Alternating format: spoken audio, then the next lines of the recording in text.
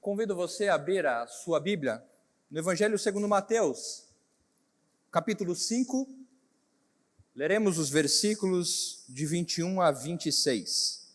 Mateus, capítulo 5, versículos de 21 a 26. Dando continuidade à nossa série de exposição da Palavra de Deus no Sermão do Monte.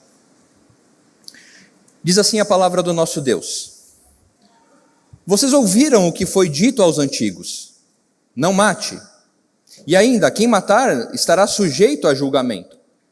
Eu, porém, lhes digo que todo aquele que se irar contra o seu irmão estará sujeito a julgamento, e quem insultar o seu irmão estará sujeito a julgamento do tribunal. E quem o chamar de tolo estará sujeito ao inferno de fogo. Portanto, se você estiver trazendo a sua oferta ao altar, e lá se lembrar que o seu irmão tem alguma coisa contra você, deixe diante do altar a sua oferta e vá primeiro reconciliar-se com o seu irmão.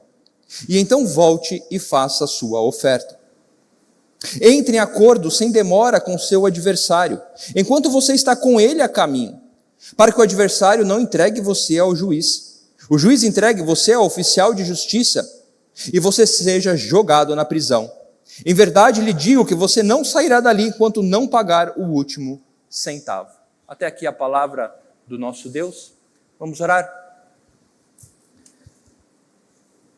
Querido Deus, nosso Pai, diante de Ti nos colocamos, Senhor, certos, ó Pai, de nossa insignificância e limitação para compreender, ó Pai, muitas vezes aquilo que o Senhor tem para nos ensinar. Mas o Senhor nos dá o Teu Santo Espírito que nos conduz às Tuas verdades. Espírito esse concedido por meio de Cristo Jesus. É por isso que aqui estamos. E pelo nome no nosso Senhor nós pedimos que o Senhor nos conduza. Amém. Como já temos visto em nossa série, embora o Sermão do Monte tenha sido pregado para uma multidão que estava presente naquele momento, e o registro do próprio discípulo Mateus chegou até nós e a todos aqueles que abram uma Bíblia para o lerem, nós já vimos que o Sermão do Monte é algo específico para a instrução do discipulado daqueles que são discípulos de Jesus. E eu não estou falando somente daqueles discípulos que foram chamados para caminhar no ministério com Jesus, mas também a nós, que hoje nos colocamos diante da sua palavra. Ou você que confessa ser um discípulo de Jesus, este sermão, o Sermão do Monte, é a forma pelo qual Jesus Cristo conduz e nos ensina sobre o caráter dos seus discípulos, que são chamados também de cidadãos do reino de Deus. Nós já vimos isso em nossa série. Este caráter que não só nos foi dado, como também nos capacita a ser aquilo pelo qual Cristo nos conquistou. Vimos também que o Senhor Jesus Cristo nos chama para ser seus discípulos, mas também nos capacita para que sejamos os seus discípulos. O chamado e a capacitação. Venham e eu os farei meus discípulos. Portanto, a partir deste verso, do verso 21, Jesus irá dar 6 exemplos sobre a vida prática do discipulado. E tais exemplos apresentarão uma antítese em relação à forma com que os escribas e fariseus enxergavam a lei. Por antítese, eu me refiro a um conjunto de frases ou uma frase no qual palavras se contrapõem, palavras ou pensamentos se contrapõem, apresentando uma distinção. No parágrafo que nós lemos, ou na perícope lida, do versículo 21 ao versículo 26, temos o primeiro desses exemplos, ou a primeira antítese apresentada entre a forma com que os escribas e fariseus seguiam a lei e a forma com que Jesus diz que a lei deve ser seguida ou vivida.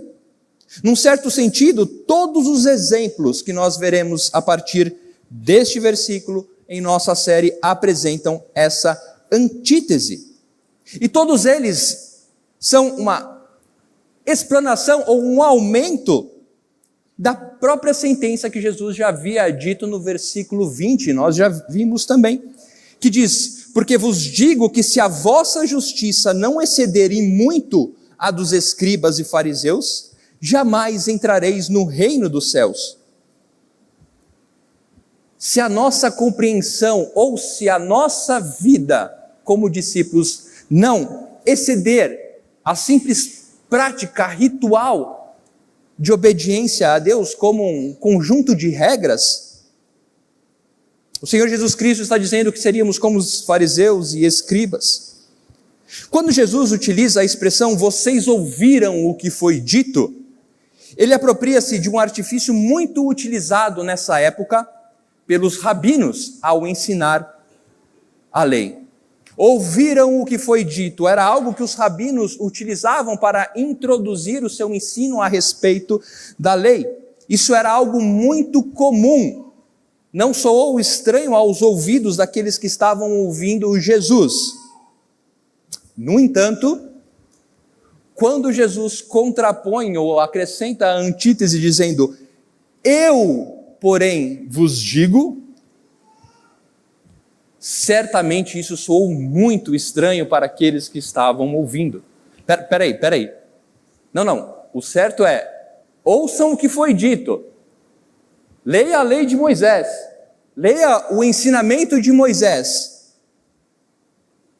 Mas o Senhor Jesus Cristo traz para si a mesma autoridade daquele que deu a lei, sendo ele a perfeita lei. Eu vos digo, Jesus deixa evidente que ele estava assumindo a mesma autoridade daquele que deu a lei, e por isso ele poderia dizer o que a lei é. O que foi dito será igual o que eu vos digo. Notem que a antítese ou a contraposição não está, ou Jesus não está apresentando que a lei mosaica dada por Deus por meio de Moisés é uma, e agora a lei que ele dará é outra. Não, Jesus não está fazendo isso. Todo o sermão apresenta esse tipo de antítese, mas o que o Senhor está mostrando, ou assegurando, é que aquilo que ele dirá a respeito da lei, é aquilo que a lei representa e deve representar aos seus discípulos. Assegurando aqueles que ouviram de sua boca, como nós que hoje abrimos a sua palavra, de que ele é o verdadeiro cumprimento da lei, como nós já vimos, e que a lei é muito mais, ou vai muito além de uma simples prática, de um pacote de regras. Ele apresenta a lei em sua essência. E o que o nosso Senhor Jesus Cristo nos ensina é que a lei dada por Deus, embora seja expressa por atos, ela tem como objetivo principal tratar o coração. Sim, é uma questão do coração. Jesus então apresenta um mandamento aparentemente claro e simples de ser seguido. O mandamento "não matarás" é extraído literalmente dos 10 mandamentos encontrados no livro do Êxodo, no capítulo 20, versículo 13, em Deuteronômio, capítulo 5, versículo 17. Aparentemente, para os escribas e fariseus, este era um mandamento de certa forma simples: não matarás. Se eu não tirar a vida de ninguém, cumpri. Se eu não assassinar ou se eu não matar alguém, este é um mandamento tranquilo para mim, não tenho problema com ele. Vejam que, ao mencionar aos antigos, Jesus quis deixar claro que o que ele iria tratar naquele momento se tratava da lei dada por Moisés, e não qualquer deturpação que os religiosos já poderiam ter colocado em cima dessa lei. Alguns estudiosos dizem que o próprio fato de Jesus mencionar julgamento, juízes, demonstram que os escribas e fariseus já tinham deturpado este mandamento, colocando determinadas concessões para avaliar o seu dolo. Jesus então estabelece a qual lei ele está tratando e coloca uma antítese que soa de forma dura aos ouvidos daqueles que estavam ouvindo naquele momento, em colocar a contraposição de que o mandamento dado por Deus trata o coração, pois do coração é que procedem todos os intentos, sendo então a morte ou tirar a outra vida um fruto produzido por um coração que alimenta a ira. Jesus aprofunda o seu ensino neste mandamento. Não se restringe apenas a atitudes, mas a obediência em espírito, ou seja, não se trata apenas de uma questão do que fazer ou não fazer, mas a essência contida no mandamento para tratar o nosso coração. Para Jesus, embora a lei seja algo a ser exercido de forma prática, ela tem por objetivo tratar o meu e o seu coração. O Senhor conhece o nosso coração. E aquilo que o Senhor dá como instrução é para tratar o nosso coração. Aquilo que o Senhor Jesus Cristo ensina aos seus discípulos não é simplesmente para moldá-los como se fosse uma aula de etiqueta, para que os outros vejam que eles se comportem bem. Não. Eu os chamei a ser meus discípulos, eu os farei os meus discípulos, então eu tratarei o seu coração. Eu tratarei aquilo que mora, aquilo que alimenta, aquilo que abastece os seus sentimentos e aquilo que o faz ser quem é. Ou aquilo que faz você dizer o que diz. Ou ainda mais, aquilo que faz você pensar o que você pensa. Vejam como há uma progressão diferente que Jesus trata aqui. No versículo 22 ele dirá: eu porém lhes digo que todo aquele que se irar contra seu irmão está sujeito a julgamento. E quem insultar o seu irmão estará sujeito a julgamento no tribunal. E quem o chamar de tolo estará sujeito ao inferno de fogo. Aparentemente parece que Jesus vai aumentando a pena conforme vai ficando mais suave. Você atentar contra um irmão, julgamento. Você buscar contra seu irmão, mas você proferir uma palavra, isso condenará. Jesus está ensinando a olharmos para o espírito da lei. E o que isso resulta em nosso dia. Eu convido você a refletir a respeito do que o mandamento não matarás impacta a sua vida hoje. Pastor, eu nunca matei ninguém, é isso que Jesus está falando, não importa. Eu quero tratar o seu coração, eu quero tratar o que motiva, e eu quero que você pense, responda, reflita, qual o papel ou qual o lugar do sentimento de ira dentro de você, o que ele produz. Embora a expressão não matarás signifique não assassinarás, ou seja, o ato de retirar a vida de forma premeditada, Jesus vai muito mais a fundo. Os olhos daqueles que buscam a lei em sua superficialidade, como um conjunto de regras, param por aí. Eu não mato, eu cumpri, mas o que Jesus está dizendo é que a ira, um coração que dá lugar à ira, produz tanto o assassinato como o mal ao próximo e corrompe a nossa relação com Deus, esquecendo-se, meus irmãos, que o caráter que Deus nos deu como seus discípulos é um coração transformado, moldado. Você já perguntou o que este mandamento tem a ver com a sua vida? Eu quero dizer que este mandamento tem a ver com toda toda a nossa vida, com a vida de todos. Porque eu tenho certeza que não há ninguém aqui que não é apresentado ao sentimento da ira em seu coração.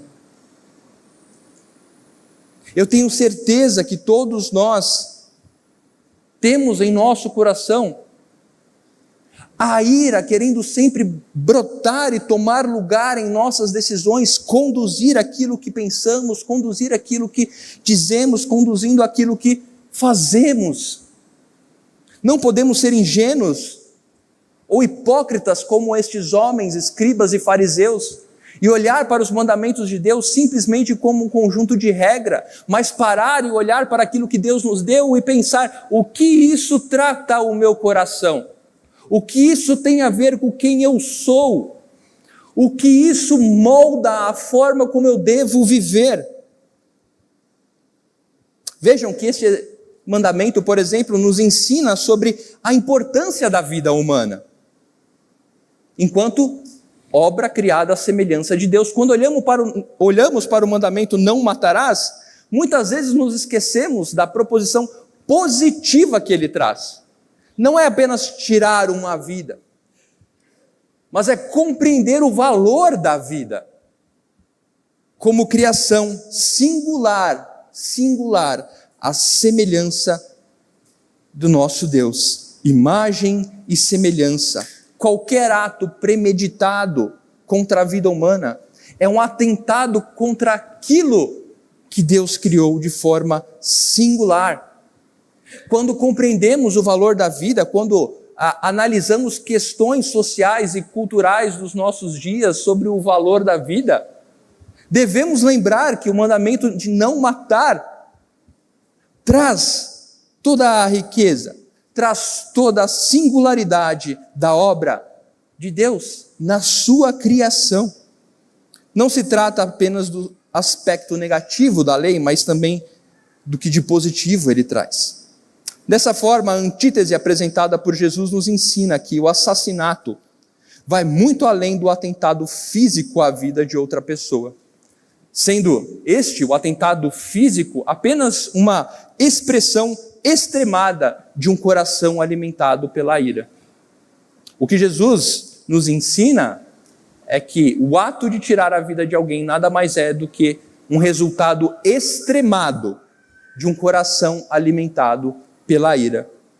Mas o que ele nos ensina é que o mesmo sentimento habita muitas vezes em nós, e pelo fato de não darmos cabo a esse sentimento matando alguém, não nos exime do pecado de matar pessoas em nosso coração. O que Jesus está dizendo aqui é a mesma coisa, porque o coração é o mesmo e o sentimento brota. O que torna a ira, e não propriamente o ato físico de matar, a essência da violação desse mandamento. Vocês estão percebendo o que Jesus está dizendo? Que a violação do mandamento não matarás está muito mais atrelado a um coração alimentado pela ira do que propriamente o ato de tirar a vida física de alguém. Isso é algo duro demais de ouvir. Eu tenho certeza que aqueles que estavam ouvindo o sermão de Jesus não gostaram muito de ouvir isso aí. Até hoje eu achava que eu estava cumprindo esse mandamento, agora Jesus está dizendo que o meu coração também é responsável. Nunca matei ninguém, agora Jesus está dizendo que se o meu coração se irar, eu sou culpado desta mesma forma. E eu tenho certeza que isso soa pesado demais para nós nos dias de hoje também. Porque cada um de nós conhece o coração que tem. Cada um de nós sabe o quanto a ira permeia ou ronda os nossos pensamentos, as nossas ações. Nós sabemos que muitas vezes queremos esganar alguém, mas contemos os atos, mas fomentamos isto no coração. Mas nos esquecemos que o Senhor sonda os corações. E o Senhor expõe os corações. Notem o contraponto que é apresentado aqui também. Enquanto os fariseus e escribas estavam completamente apegados à superficialidade do cumprimento da lei como um conjunto de regras, os seus discípulos estavam recebendo este ensinamento. E eu tenho certeza que o apóstolo João, que ali estava, aprendeu muito bem. Sabe por quê? Abra na primeira carta de João, no capítulo 3.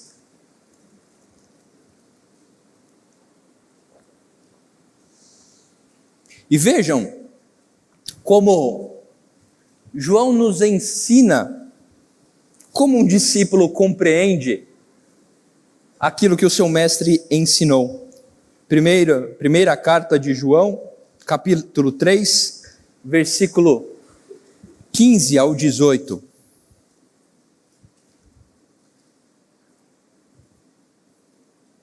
Diz assim: todo aquele que odeia o seu irmão é assassino. E vocês sabem que todo assassino não tem a vida eterna permanente em si. Nisto conhecemos o amor que Cristo deu a sua vida por nós. Portanto, também nós devemos dar nossa vida pelos irmãos. Ora, se alguém possui recursos deste mundo e vê seu irmão passar necessidade, mas fecha o coração para essa pessoa, como pode permanecer nele o amor de Deus? Filhinhos, não amemos de palavra, nem da boca para fora, mas de fato e de verdade. Este é o resultado do discipulado de Jesus na vida de seus discípulos. A compreensão da profundidade, a compreensão do espírito da lei na vida prática. Esta é a beleza do cristianismo, ele nos conduz a viver aquilo que Deus nos deu de forma prática. Assassinos, aqueles que odeiam seus irmãos. E vejam que João expande este ensinamento dizendo como demonstramos o nosso amor. Se você conhece alguém que está passando por necessidade, e vejam que interessante que João não diz você fecha o seu bolso. Vejam que João diz, olha, se você sabe que tem alguém em necessidade e não acude, você está fechando o bolso. Não, ele traz a essência novamente do ensino, você está fechando o seu coração. Tudo se trata, tudo é uma questão de coração para a vida. Aquilo que Deus trabalha dentro de nós, sendo expresso em nossas muitas atitudes e relacionamentos. Devemos perguntar, o quanto temos matado os nossos irmãos dentro do nosso coração? Isso é algo que prejudica, que ronda a igreja de Cristo. Irmãos que nutrem dentro de seu coração amargura, rancor, raiva. Cantamos cânticos tão belos e verdadeiros aqui. Nós que aqui em cima estamos, olhamos para essa igreja cheia e cantando é tão belo.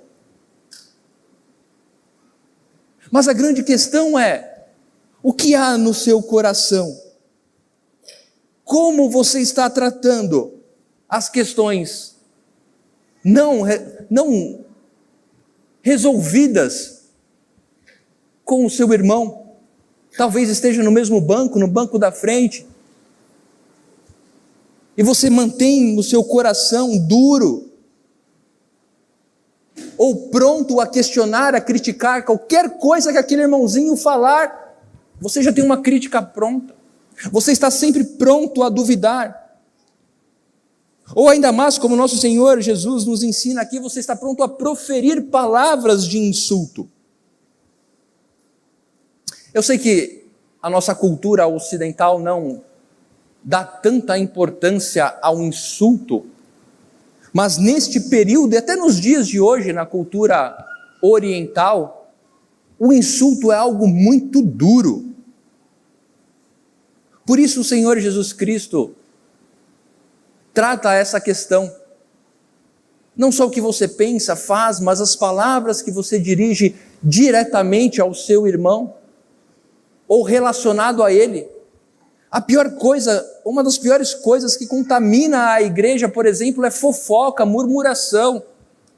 Quando você não tem a coragem de dizer o que você está pensando para um irmão, mas está pronto para dizer dele ou sobre ele para outra pessoa. E normalmente é uma pessoa que concorda com você. Dificilmente você vai procurar falar mal de alguém para uma pessoa que não concorda para ela te exortar. Uma questão de coração para a vida. É o que o Senhor Jesus Cristo está nos dizendo. Ele faz a referência ao nosso Senhor Jesus Cristo a irmãos, mas ele não fecha este cerco. No versículo 25 ele vai falar sobre adversários. No verso 44, mais adiante, ele vai falar sobre amar inimigos. A questão é que um coração moldado, um coração que compreende o espírito do mandamento, que compreende que não pode dar lugar à ira, produzirá frutos não somente para os da fé, mas em todos os relacionamentos. Ah não, pastor, não brigo com meus irmãos, mas saio da igreja, colegas de trabalho, familiares que não são crentes, ou um estranho. É como se nós dessemos lugar à ira para os de fora, mantendo ainda esse sentimento em nosso coração. É que a grande questão, meus irmãos, que o problema está em definirmos qual o lugar que a ira deve ter em nosso coração. Quem está no centro de todas as coisas? Porque a ira se aloja, ou se aloca, e se desenvolve em corações que acham que nós somos o centro de todas as coisas. Eu fui ferido, eu fui magoado, eu tenho razão. Então, logo, é justo esse sentimento que eu estou tendo. Não sabemos lidar com frustrações. Nos dias de hoje está cada vez mais difícil ouvirmos a palavra não. Cada vez mais temos que tomar cuidado e ensinar os nossos filhos a ouvir um não. Cada vez mais crianças são ensinadas ou são criadas, e aquilo que as cerca alimenta o seu coração de que elas não podem ouvir não. Crianças, adolescentes e adultos que não sabem lidar com frustração, que não sabem ser contrariados, e aí quando ouvem a palavra de Deus dizendo, você está errado, eu? Errado? Sim, errado. Mas eu tenho os meus motivos, não importa.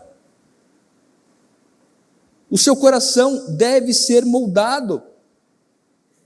Eu lembro que na minha infância, os diáconos traziam os filhos para os pais pelo cangote. Toma aqui teu filho, estava correndo, esse era eu.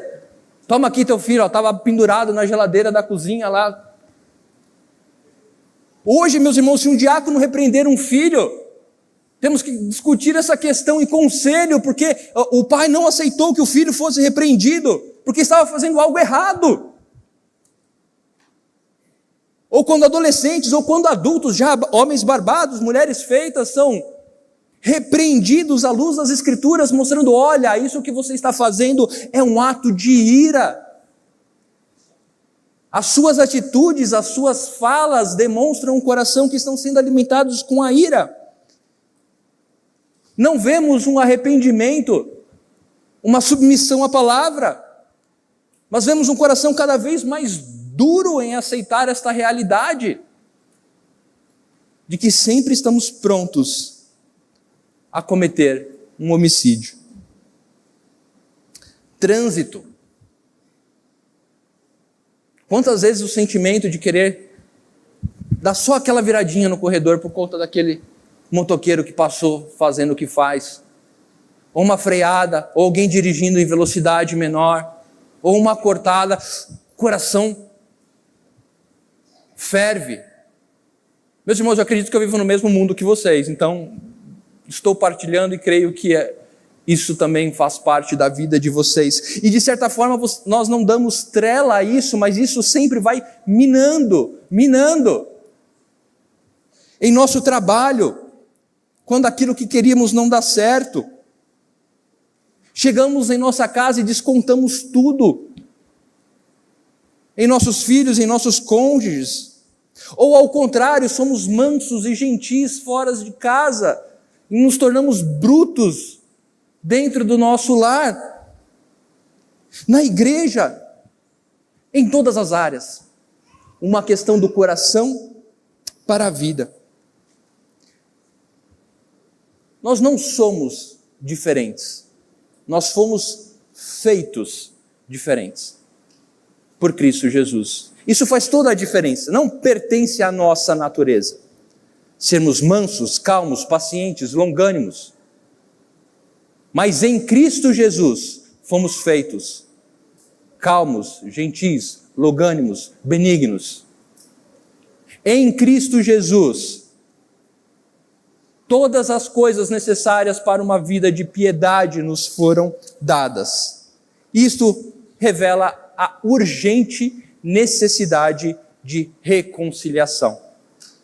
As duas últimas ilustrações que o nosso Senhor Jesus Cristo dará no versículo 23 e 24, nos ensinam como o Senhor Jesus Cristo trata a necessidade e a urgência de compreendermos essa realidade e termos uma atitude em relação a ela.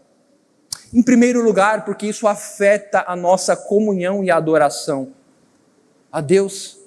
Vejam, um coração dado à ira, um coração alimentado pela ira, nos impede de oferecer um culto aceitável ao Senhor.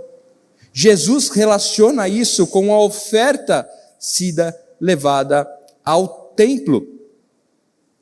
Vejam o versículo 23, portanto, se você estiver trazendo a sua oferta ao altar, e lá se lembrar que seu irmão tem alguma coisa contra você, deixe diante do altar a sua oferta e vá primeiro reconciliar-se com seu irmão, e então volte e faça a sua oferta. Aqui o texto nos ensina que não foi uma ira que brotou na hora da oferta, mas algo que estava sendo alimentado enquanto você está trazendo a sua oferta, e lembrar daquilo que você está cultivando no seu coração, ou que outro está cultivando contra você. Quando você tomar ciência, ou quando você compreender a urgência e o perigo de alimentar um coração irado, que traz divergência com o próximo, o seu culto ao Senhor não será agradável. Vejam só como a profundidade do ensinamento ou do mandamento não matarás se expande de uma forma tão grandiosa na nossa vida prática. Eu espero que a partir de hoje você tenha uma outra visão a respeito deste mandamento e de todos os outros, que você possa voltar durante a sua semana e olhar cada mandamento e perguntar o que isso impacta na minha vida hoje. O culto ao Senhor, cantamos aqui, estamos reunidos aqui, louvando ao Senhor, mas o Senhor não aceita este louvor se o seu coração ainda estiver sendo alimentado por ira, por amargura, por rancor. É muita hipocrisia de nossa parte cantarmos ao Senhor palavras bíblicas tão lindas, tão verdadeiras, sentarmos e continuarmos de bico com a nossa esposa ou com o nosso marido do lado. Em nutrir no coração uma ira, chegar à igreja completamente brigado com filhos, ou cantar, louvar ao Senhor, acabar e passar reto por um irmão, virar o rosto porque vocês têm alguma coisa não resolvida. Em voltar para casa e ainda continuar brigado da sua parte com familiares que não são crentes. Vejam que o nosso coração é o que produz, ou é a fonte de louvor ao Senhor. Não são nossos lábios, não são aquilo que os outros escutam, mas o que o nosso coração oferece ao Senhor. Por isso que o Senhor Jesus Cristo diz, deixa isso aí, vai tratar o seu coração, porque é o seu coração que importa, é o seu coração que é um sacrifício apresentado a mim.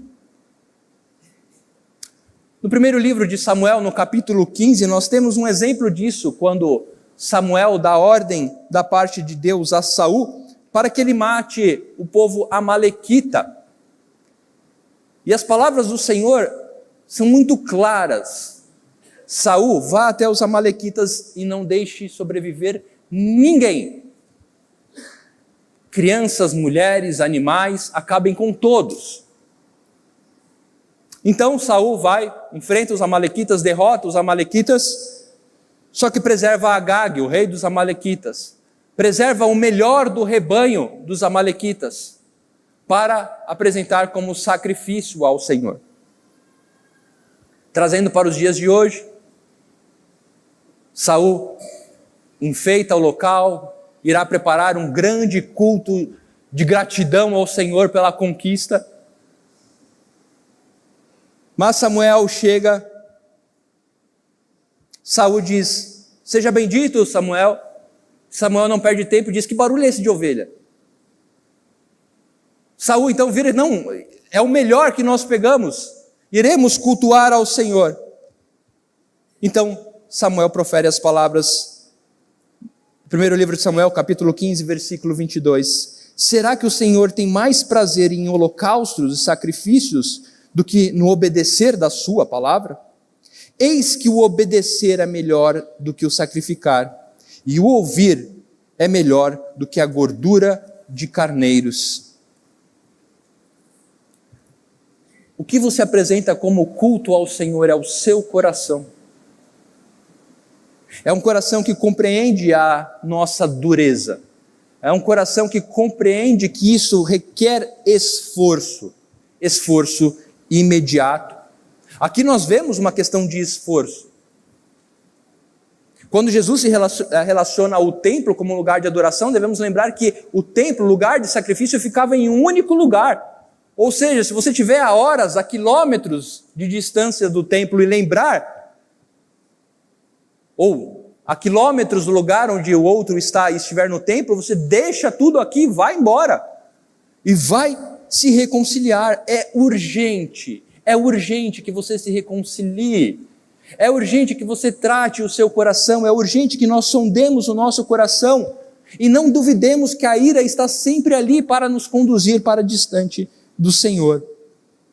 A raiva é tudo aquilo que provém, e tudo aquilo que provém dela não são agradáveis ao Senhor. Consequentemente, a nossa adoração não pode ser aceita ao Senhor por conta disso. É eminente, Jesus utiliza dois exemplos. O primeiro relacionado à adoração e o outro relacionado ao seu juízo. Ele diz: olha, enquanto você está no caminho, uma metáfora aqui da urgência, antes de chegar ao juízo, enquanto você está no caminho com o seu adversário, se reconcilie com ele, não perca tempo. Não perca tempo de desfrutar aquilo que Deus tem para você, nem que para isso você tenha que ser humilhado ou se humilhar diante do outro. Sonde o seu coração. Molde-o segundo a palavra de Deus, porque ela é aquilo que o faz, aquilo que o conduz a ser um discípulo do Senhor. E vejam, meus irmãos, que o fruto ou o resultado disso só abençoa e fortalece a igreja. Sua vida será fortalecida, a sua comunhão com Deus será fortalecida. Experimentar da humilhação e da entrega do coração ao Senhor em todos os aspectos de nossa vida. Eu não estou dizendo que a ira não será apresentada a nós. Você continuará se irando com o motoqueiro, você continuará se irando com aqueles que falam alguma coisa que você não gosta. A questão é o que você faz com isso. Se você alimenta, se você fomenta, se você guarda, se você nutre ou se você rejeita. Se você combate, se você afasta, se você derruba. Algumas aplicações para nós nesta manhã. Sonde o seu coração. Sonde o seu coração por meio das palavras do nosso Senhor Jesus Cristo a respeito da profundidade deste mandamento e do seu princípio. Reconheça a sua inclinação em ser o centro de todas as coisas na sua vida. Reconheça que estamos sempre prontos a nos colocarmos como centro de todas as coisas. Saiba lidar com frustrações. Saiba lidar com a clareza dos seus erros. trazidas pelo Espírito Santo, ou movidas por Ele pela boca de outras pessoas, reconheça os seus erros. Se submeta à palavra de Deus. A vida de discipulado com Cristo não se trata de alimentarmos o nosso coração com aquilo que desejamos, mas em sermos alimentados com aquilo que Deus nos dá. Se submeta, ame a palavra. E quando ela apontar o seu erro, reconheça e se reconcilie com o próximo, para que você possa se reconciliar com Deus. Reconheça os frutos, os resultados da obra de Deus em sua vida.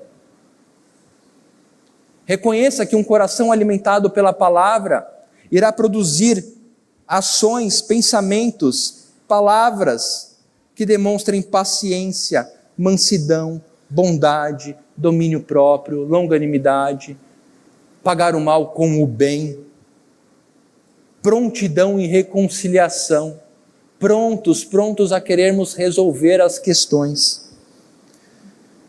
Certa vez, em uma de suas pregações, reverendo Mauro Meister confessou passar por algo que acredito que todos os pastores ou aqueles que estão à frente da igreja vivem, de serem testados por aquilo no qual temos nos esforçado para ensinar os outros. Talvez uma desavença conjugal uma semana antes de uma palestra sobre relacionamento. Talvez uma disciplina além do devido, dias antes de ensinar pais como tratar os filhos segundo as Escrituras. Muitas vezes um coração que nutre raiva por um irmãozinho abençoado da igreja, e então estamos aqui falando sobre ira. Isso se aplica a todos nós. Isso se aplica a todos nós. Sondemos o nosso coração. Reconheçamos o perigo da ira e não alimentemos.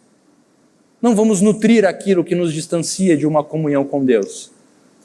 Mas reconciliemos-nos uns com os outros e com aqueles pelos quais nutrimos qualquer tipo de desavença, porque é para isso que fomos chamados e para isso que fomos conquistados em Cristo Jesus. Que o Senhor nos abençoe. Vamos orar? Ó Senhor, a Tua boa, perfeita e agradável, ó Pai, palavra nos conduz, ó Pai, a uma contraposição que muitas vezes o nosso coração reluta, ó Deus. Mas obrigado, ó Deus, por nos ensinar, obrigado por ser manso, obrigado, ó Pai, por ser paciente, obrigado, Senhor, por nos conduzir como crianças, ó Pai, passo a passo para uma vida de santidade. Obrigado por nos ensinar a exclusividade do Teu reino. Obrigado, Senhor, por nos mostrar a beleza do caráter de fazermos parte deste reino. Que Teu Santo Espírito, Senhor, nos acuse se for necessário, nos mostrando aquilo que devemos fazer. Que o nosso louvor, ó Pai, seja um louvor de coração, limpando tudo aquilo que nos distancia de adorar o Senhor. Sabemos que somos pecadores, Senhor. Sabemos que ainda militamos, ó Deus, contra desejos de nosso coração, e a ira é um deles. Mas queremos nos reconciliar com o Senhor dia após dia. E o Senhor nos ensina que isso passa por nos reconciliarmos com o próximo. Que assim façamos, em obediência, em alegria e em satisfação. Em nome de Cristo Jesus. Amém.